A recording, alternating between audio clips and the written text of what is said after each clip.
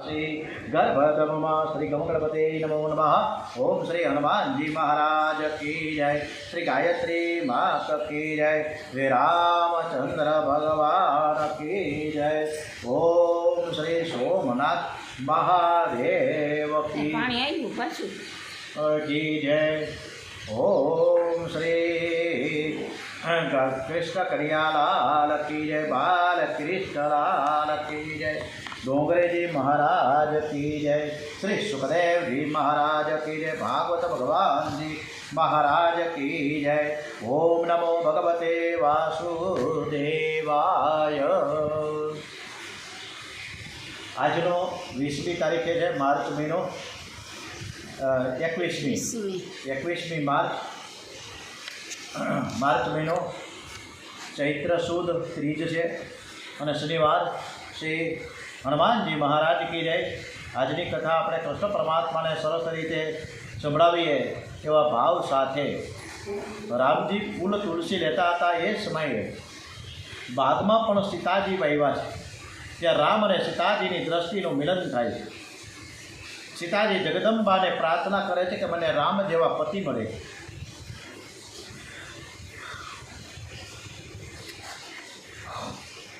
સ્વયંવર માટે જનક રાજાની આજ્ઞાથી મોટો બધો મંડપ બાંધવામાં આવ્યો હતો। એમાં મોટો બધો અખાડો કર્યો હતો। દેશ દેશના રાજાઓ ત્યાં ભેગા થયા હતા। 300 વીર પુરુષો ખૂબ જ મહેનત કરીને તેઓ ધનુષ્ય ઉઠાવીને અખાડામાં લઈ આવ્યા। પછી તો સતાનંદ ઋષિ વિશ્વામિત્રને બોલાવવા ગયા। રામ લક્ષ્મણ સાથે વિશ્વામિત્ર સ્વયંવર મંડપમાં પધાર્યા છે। શિવ નામના દર્શન કરતા બધા બેઠા તન્મય થયા છે। જેના મનમાં જેવો ભાવ હતો તે ભાવ પ્રમાણે એક એકને દર્શનનો આનંદ મળ્યો। સભામાં બેઠેલા ઋષિઓએ લાગ્યું કે તમે જે તેજોમય પરમાત્મા નારાયણનું ધ્યાન કરીએ છીએ તે નારાયણ તેજ આ રામ છે। રાજાઓને રામ મોટો બળવાન રાજા છે અને સ્ત્રીઓને કામદેવ જેવા રૂપાળા લાગવા લાગ્યા। જનક રાજાએ સભામાં સર્વનું સ્વાગત કર્યું। પછી તેણે જાહેર કર્યું કે આ ધનુષ્ય ભગવાન શંકરનું છે। 21 વખત પૃથ્વી નક્ષત્ર કર્યા પછી પરશુરામજીએ અમારા ઘરમાં રાખેલું આ ધનુષ્ય ભયંકર છે। એના ઘણા જ વીર પુરુષો મહેનત કરે ત્યારે જ તે ઉઠાવી શકે। મારી દીકરી સીતા 3 વર્ષની હતી ત્યારે આ ધનુષ્યનો ઘોડો બનાવીને તે રમતી હતી। ત્યારથી મેં પ્રતિજ્ઞા કરી હતી કે જે વીર પુરુષ આ ધનુષ્ય ઉઠાવે તેને અડધું રાજ્ય અને રાજકન્યામાં આપીશ। આ સ્વયંવરમાં રાવણ પણ આવેલો। વિના કારણ કલહ કરે, પોતાની જાતે પોતાનો જય જયકાર બોલાવે, આત્મ પ્રશંસા કરે એ રાવણ છે। વિના કારણે સીતા સ્વયંવર વખતે જનક રાજા સાથે ઝઘડો કરવા લાગ્યો। રાવણ અભિમાનમાં બોલે છે કે આ ધનુષ્યમાં શું છે? મેં તો શંકર અને પાર્વતી સાથે આખો કૈલાસ પર્વત ઉપાડ્યો હતો અને આ તો માત્ર ધનુષ્ય છે, એક ધક્કો મારું તૂટી જશે। રાવણ એવો મૂર્ખ અને અભિમાની છે કે પોતે જ પોતાના વખાણ કરે છે। એ એક હાથથી ધનુષ્યને ઉઠાવવા ગયો એ સમયે પાર્વતીજીએ શિવજીને કહ્યું કે તમારા ચેલા રાવણને બહુ અભિમાન થયું છે, માટે રાવણ ધનુષ્યને ઉઠાવી ન શકે તેવો તમે ઉપાય કરો। અને ઉપાય થઈ ગયો। 300 શિવગણો સૂક્ષ્મ રૂપે ધનુષ્ય પર ચડી બેઠા, જેથી કોઈ ધનુષ્ય ઉઠાવી ન શકે। રાવણ એક હાથથી ધનુષ્ય ઉઠાવવા ગયો પણ ધનુષ્ય હાલ્યું નહીં। રાવણે ત્રીજો હાથ લગાવ્યો। રાવણને 20 હાથ હતા। એમણે બધા જ હાથે ધનુષ્યને ઉઠાવવાનો પ્રયત્ન કર્યો પણ ધનુષ્ય ઉઠાવી ન શક્યો। અને એ જ સમયે શિવગુણે જોરથી ધનુષ્યને દબાવ્યું કે રાવણની છાતી ઉપર પડ્યું। અને ત્યારે રાવણ રુધિર ઓકવા લાગ્યો છે। એ બૂમો પાડવા લાગ્યો। રાવણની ભર સભામાં ફજેતી થઈ અને તેથી બધા જ રાજી થયા। જનક રાજાએ નોકરોને આજ્ઞા કરી કે તરત 1000 વીર પુરુષો અખાડામાં કૂદી પડ્યા અને રાવણની છાતી ઉપર તે ધનુષ્ય ખેંચી ગયું। રાવણ ત્યાંથી નાસી ગયો। રાવણની ફજેતી નજરે જોયા પછી જે બીજાઓ રાજાઓ હતા એ પણ નાહિંમત થઈ ગયા, છતાં પોતાની શક્તિ બતાવવા કોશિશ કરવા લાગ્યા। કોઈ પણ રાજા ધનુષ્યનો ભંગ કરી શક્યો નહીં। છેલ્લે વિશ્વામિત્રે રામજીને આજ્ઞા કરી, ઉઠહુ રામ ભંજહુ ભવ ચાપા, મેટહુ તાત જનક પરિતાપા। હે રામ તમે ઉઠો। ગુરુદેવની આજ્ઞા થતાં રામજી ઊભા થઈને ગુરુદેવને વંદન કરીને આશીર્વાદ મેળવ્યા। પછી ધનુષ્ય પાસે જઈને શિવ ધનુષ્યને વંદન કર્યું। શિવજીને આશ્ચર્ય થાય છે કે શ્રી રામ મારા ધનુષ્યને પણ વંદન કરે છે। ધનુષ્ય એ તો પરમાત્મા છે, છતાં કેટલું બધું માન આપે છે. શ્રી રામે વંદન કરી ધનુષ્યને જ્યારે ઉઠાવ્યું ત્યારે વીજળીનો ચમકારો થાય તેમ ધનુષ્ય ચમકી ઉઠ્યું. બધાની જ આંખો અંજાઈ ગઈ. પ્રભુએ જમણે હાથે તે નમાયું અને કડકડ કડકડ કરતા શબ્દ થયો અને ધનુષ્યના 2 ટુકડા થઈ ગયા.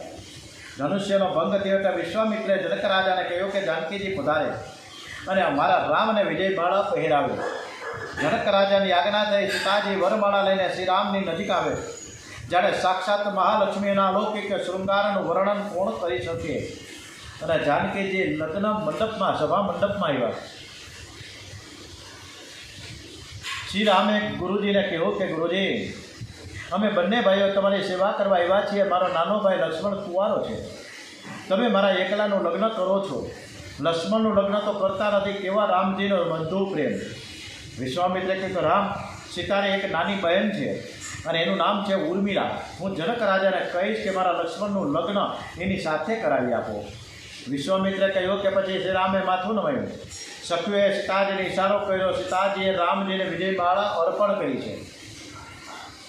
સહિત જનુ જુગ જલજ સનાના સસે સમિત દેત જય માલા ગામ હિ છબી અવલૌકિક સહેલી સિંહ જય માલ રામ ઉપર વેલી. સોનાના સિંહાસનમાં શ્રી રામ સાથે સીતાજી બિરાજેલા છે. જનકપુરીની પ્રજા બહુ ભાગ્યશાળી છે. શ્રી સીતારામના દર્શન કરે છે. લોકો તો વાતો કરે છે. આ સીતાજી જનક રાજાની કન્યા નથી, તો ધરતી માતા બહાર આવ્યા. આ તો મહાલક્ષ્મી છે, જગત માતા છે. અમે તો પ્રત્યક્ષ લક્ષ્મી નારાયણના દર્શન કરીએ છીએ. દર્શનમાં સૌ તન્મય થયા. દર્શનમાં કોઈને તૃપ્તિ થતી નથી. જનક રાજાએ પોતાના સેવકોને કુમકુમ પત્રિકા સાથે અયોધ્યા મોકલે છે. તેઓ અયોધ્યા આવ્યા છે. તેમણે કુમકુમ પત્રિકા દશરથ રાજાને આપી. તેઓ વાંચવા લાગે છે.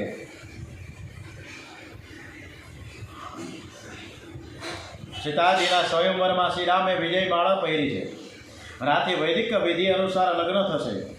આપ અયોધ્યાની પ્રજા સાથે જનકપુરી પધારો. દશરથ રાજાને અતિ આનંદ થયો છે. બીજા દિવસે પ્રાતઃકાળમાં દશરથ રાજા વશિષ્ઠજી પોતાના કુટુંબીજનો રાજસેવકો પ્રજા સાથે જનકપુરી જવા પ્રયાણ કરે છે. રસ્તામાં શુભ સુકન્યા જનકપુરીમાં આવે છે. રાજા જનક અને દશરથ રાજા એકબીજાને મળે છે. જનકપુરીમાં જાનનું સારું સ્વાગત કરવામાં આવ્યું. વિશ્વામિત્ર સાથે રામ લક્ષ્મણ પિતાજીને મળવા જાય છે. રામ લક્ષ્મણ પિતાજીને પ્રણામ કરે છે. નારદજીએ લગ્નનું મુહૂર્ત આપ્યું.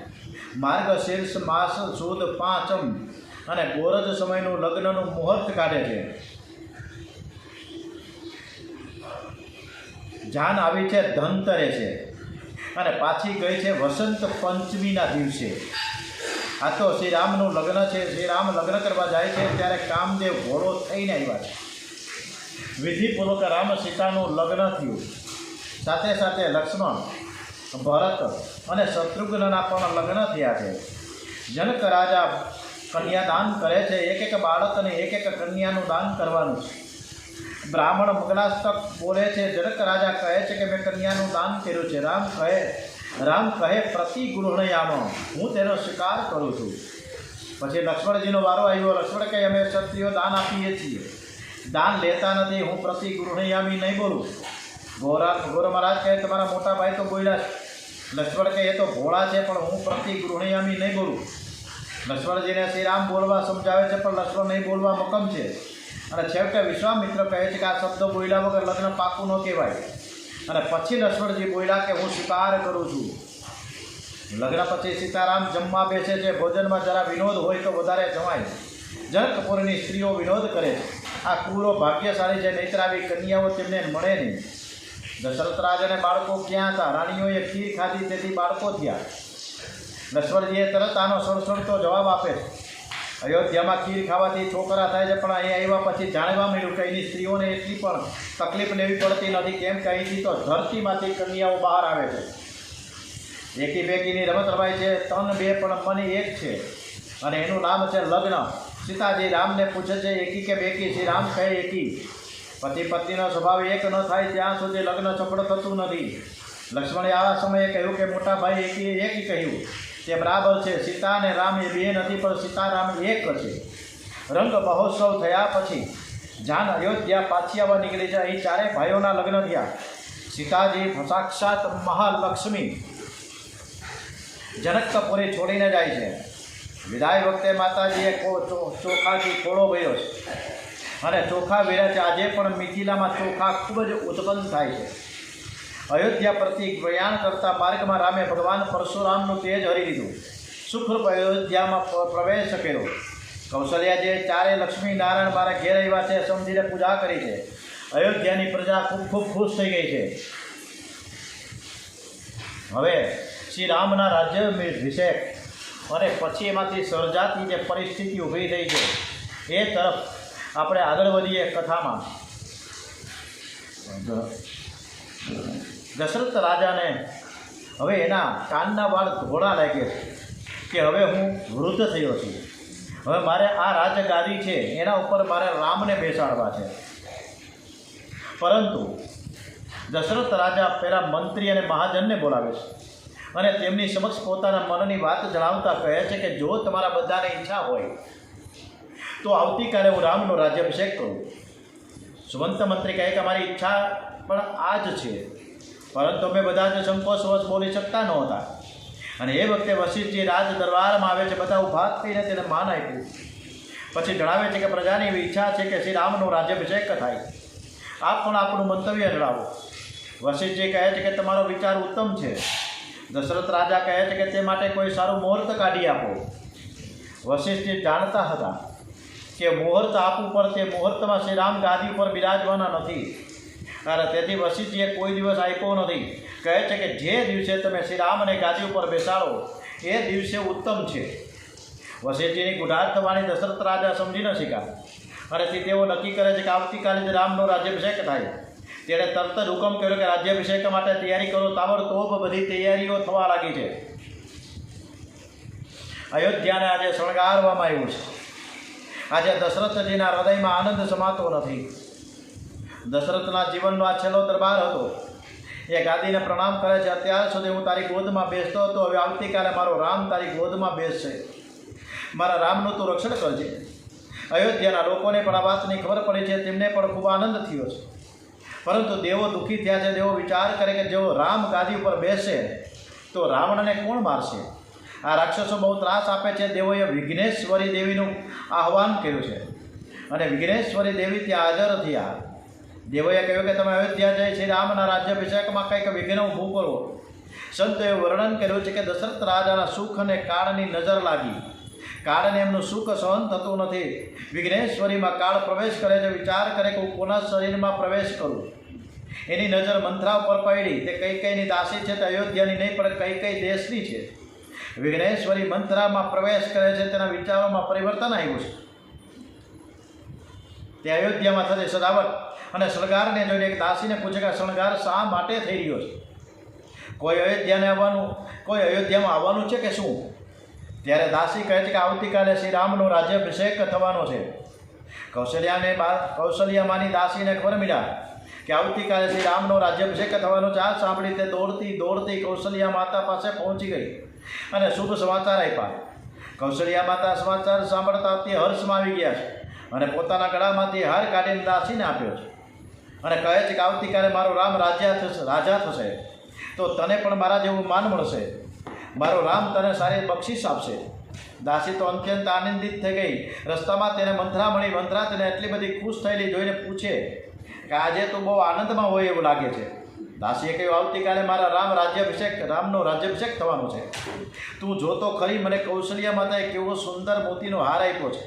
એ હાર બતાવી કૌશલ્યા માતાએ કહેલ વાત પણ મંથરાને જણાવે છે. કહે છે કે મને તો આ મળ્યું, તને તો કાંઈ ન મળ્યું ને. વ્યવહારમાં ભૂલ કરીએ તો તેની સજા થાય છે. કૌશલ્યામાં ઘરના નોકરોને આપ્યું પણ સૌખ્યની દાસીઓને કંઈ ન આપ્યું. એણે મંથરાને બોલાવીને 2 સાડી આપી દીધી હોત તો મંથરાએ આ તોફાન ન કર્યું હોત.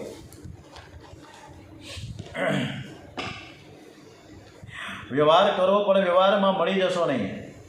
શરીર છે ત્યાં સુધી વ્યવહાર તો કરવો જ પડે છે. વ્યવહાર કરતાં આત્મ સ્વરૂપનું અનુસંધાન ન રાખે તે પાપ છે. વ્યવહાર કરતી વખતે ભગવાનને ભૂલશો નહીં. બાળકમાં સૂક્ષ્મ રીતે મન રાખીને ઘરમાં સઘળા કામ કરે છે તેમ વ્યવહારમાં પણ સૂક્ષ્મ રીતે મન પરમેશ્વરમાં રાખી વ્યવહાર કરવો. તો વ્યવહારમાં સફળતા મળશે. કૌશલ્યામાંની દાસીએ મંત્રને મેળું માર્યું એટલે મંત્રના હૃદયમાં મત્સર ઊભો થયો. મંત્રના હૃદયમાં ઈર્ષાનો અગ્નિ જાગૃત થયો છે. એ કઈ પાસે આવીને રડવા લાગી. કઈ પૂછ્યું કે તું કેમ રડે છે? લક્ષ્મણે તને કંઈ સજા તો નથી કરીને? રામ તો સારા છે ને? કૈકેયીને રામ ઉપર અત્યંત વિશ્વાસ છે, તેથી રામના કુશળ સમાચાર પૂછે છે. મંત્રા કહે શ્રી રામ તો આનંદમાં જ છે. હવે તો રામ આનંદમાં જ હોય ને. એમને તો એવા એના પિતાજી આવતીકાલે રાજ્યાભિષેક કરવાના છે. આ સાંભળતા કઈ ખૂબ ખુશ થઈ ગઈ. મંત્રાને પોતાનો હાર કાઢીને આપે છે. કૈકેયીમાં હજુ કલીનો પ્રવેશ થવા પામ્યો નથી. મંત્રા તરફ તે હાર ફેંકી દે છે. કૈકેયી પૂછે છે કે તે કેમ હાર ફેંકી દીધો? એ તો આનંદના સમાચાર આપ્યા છે, તને આટલું દુઃખ કેમ થાય? સૂર્યવંશની આ રીત છે. મોટા ભાઈ જે ગાદી ઉપર બેસે, રામ તેની માતા કૌશલ્યા કરતાં મારા ઉપર અધિક પ્રેમ રાખે છે. મંત્રા કઈ રામ રાજા થાય કે ભરત રાજા થાય એમાં મને શું મળવાનું છે? હું તો દાસી જ રહેવાની છું. મારો કોઈ સ્વાર્થ નથી. હું જેના ભલા માટે વિચાર કરું છું તેને તો કાંઈ પડી જ નથી. તે તો મારી વિરુદ્ધનું બોલે છે. હું તમારું બગડે છે તે સુધારવા આવી છું. આમ કહીને મંત્રા રડવા લાગી. કહીને મંત્રા ઉપર સહાનુભૂતિ થઈ. એ મંત્રાને આશ્વાસન આપવાના હેતુથી તેની પીઠ ઉપર હાથ ફેરવીને કહે છે કે તેને હાથ ફેરવીને તેને શાંત રહેવા જણાવે છે. અને એ જ સમયે મંત્રમાં પેટેલ કલી કૈકેયીના શરીરમાં પ્રવેશ કરે છે. ખરેખર પાપીનો સ્પર્શ પણ દોષ પાત્ર છે. એના દોષનો પરમાણુ કહેવા આપણા શરીરમાં પ્રવેશ પામી શકે છે. મંત્રના કુસુમથી કૈકેયીની બુદ્ધિ બગડી અને તેથી કહેવામાં આવ્યું છે કે સારા માણસનો સંગ કરવો સારો તે છે કે જેને પાપની બીક લાગે છે, જે પરમાત્માની સાથે પ્રેમ કરે, જેનું જીવન ભક્તિમય છે. કૈકેયીએ કુસુમ કર્યો તેથી તેનું જીવન બગડ્યું છે. કૈકેયીને રામજીમાં બહુ પ્રીતિ હતી, છતાં મંત્રના કુસંગથી તેની જલ્દી બુદ્ધિ બગડી છે.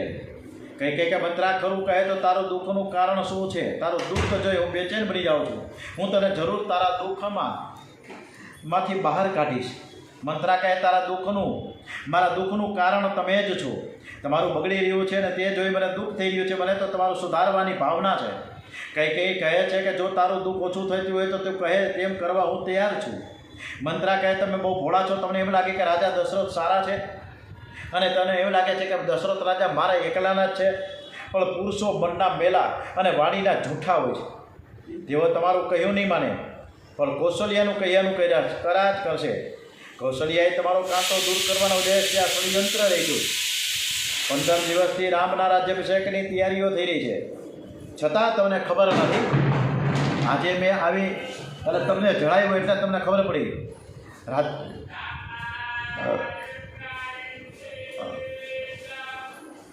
રાજ્યાભિષેકની આટલી બધી ઉતાવળ શી છે? રાજા દશરથ તો કપટી માણસ છે. તે બધું જ કૌશલ્યાનું કહ્યું જ કર્યા કરે છે અને તમારી સમક્ષ ખોટા પ્રેમનું નાટક કરે છે. કૌશલ્યાના કહેવાથી રાજા દશરથે ભરત અને શત્રુઘ્નને મુસાળામાં મોકલી આપ્યા છે. બધા રાજાઓને આમંત્રણ આપી દીધું, પણ કોઈ ભરત અને શત્રુઘ્નની યાદ કરતું નથી. ભરત અને શત્રુઘ્નની ગેરહાજરીમાં રાજ્યાભિષેક થાય છે. એટલા ઉપરથી સમજી જાઓ. કૈકેયીના શરીરમાં પેઠેલો કળી સળવૈયો. એના મનમાં શંકાનો કીડો ઉત્પન્ન થયો. કહેવા લાગી તારી વાત સાચી છે, મારું એ કોઈ નથી. હવે તું કહે એમ કરવા તૈયાર છું. મંત્રા સમજાવે છે રામનો રાજ્યાભિષેક થયા પછી રામ રાજા બનશે. તેની માતા કૌશલ્યાનો મોભો વધી જશે, એમની બોલબાલા વધી જશે જ્યારે તમારો કોઈ ભાવ નહીં પૂછે. આજે રામને ઘણો બધો પ્રેમ કરો છો, તે તમારી સેવા કરે છે, પણ આવતીકાલથી તો તમારી સામે પણ નહીં જુએ. રામને લક્ષ્મણને પોતાનો ખાસ મંત્રી બનાવશે. જ્યારે તમારા ભરતને કેદખાનામાં રાખશે પછી તમે તો કેવળ કૌશલ્યાદીની દાસી તરીકે અહીં રહી શકશો, રાણી તરીકે નહીં. આ બધાના કારણે મને ખૂબ જ દુઃખ થઈ રહ્યું છે. કે હું શું કરી શકું? મને પણ છેલ્લા કેટલાક દિવસથી ખરાબ સ્વપ્ન આવે છે. મારું મન છે બેચેન થઈ જાય છે. અરે શું થશે મારા ભરતનું? મંત્રા કહે નિરાશ ન થાવ, હજી બાજી તમારા હાથમાં છે. રાજા પાસે થાપણ તરીકે 2 વરદાન તમે રાખ્યા છે. એ વરદાન આજે માંગી લ્યો.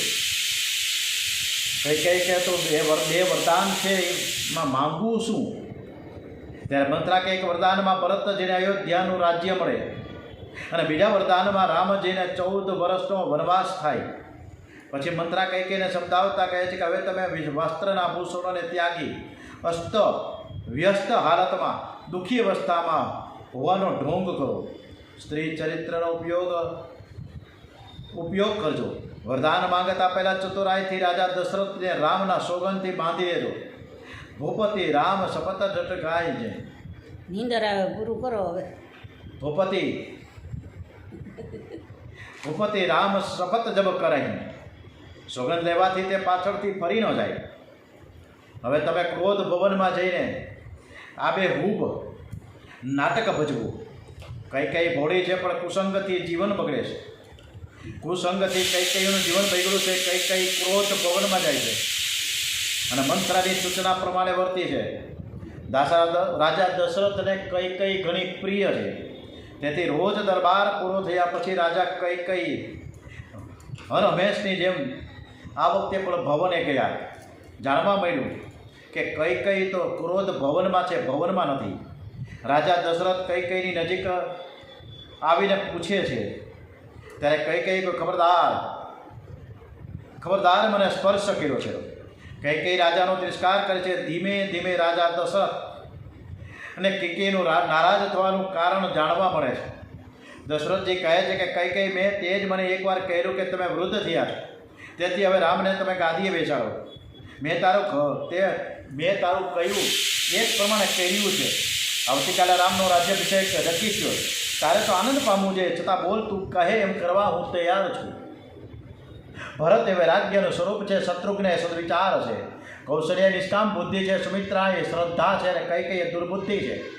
ભરત અને શત્રુઘ્ન દશરથ રાજાની પાસે હોય તો દશરથજી કઈને આધીન ન થાય. આ બંને દશરથ જેથી દૂર ગયા છે તો દશરથજી કઈને વશ થયા છે. હવે આવતીકાલે કઈ જે બે વરદાન માગે છે એ કથા તરફ આપણે આવતીકાલે કથા કરીશું. સવારના 9:15 વાગે. ઓમ શ્રી કૃષ્ણ કનૈયા લાલ કી જય. બાલકૃષ્ણ લાલ કી જય. દ્વારિકાધીશ કી જય. ઓમ નમો ભગવતે વાસુદેવાય. શ્રી ભાગવત ભગવાનજી મહારાજ કી જય. ઓમ નમઃ પાર્વતી પતય. હર હર મહાદેવ હર.